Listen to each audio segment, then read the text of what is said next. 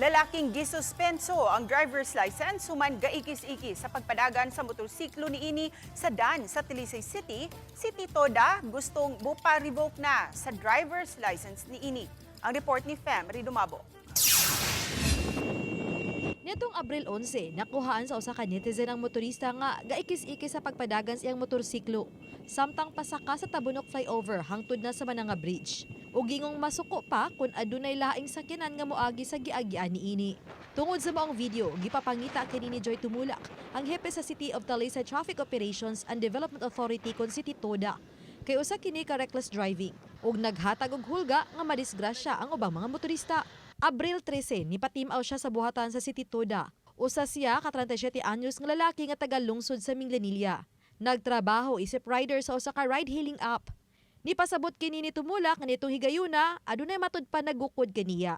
Girekomendar kini sa City Toda ngadto sa LTO nga ipasuspenso ang iyang lisensya. Apan nitong Huwebes sa niaging semana, subling nadala ang maong motorista sa buhatan sa City Toda. Human na impound ang motor niini. Kay nasuta nga padayon kining nagmaneho bisan kung suspendido ang driver's license niini. Nalambig ito sab siya og disgrasya. Gidumbulan niini ang iyang gisundan nga sakyanan. Nagpadayon na gihapon siya sa pagdagandagan hangtod nga na-involve siya og bangga dinis Talisay.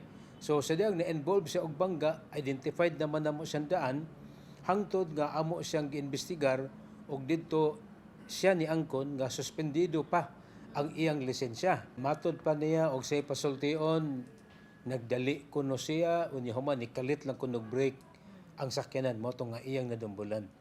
Pero asto nga no jung ni drive gihapon siya, wala siya mahadlok. Matod pa niya nga wa jud kuno siya ilaing kapanginabuhian. Matod di Tumulak nga tungod niini, miduso na sila og rekomendasyon sa LTO nga i-revoke ang lisensya niini.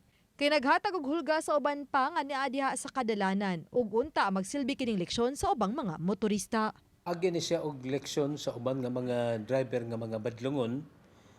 Kita dinhi sa City Toda, andam gyud mi sa pagpasakag yung reklamo, kami mo reklamo ngadto sa LTO batok ini mga abusadong driver. Uban ni Godfrey Relien, Fem Ridumabo. Balitang Bisdak.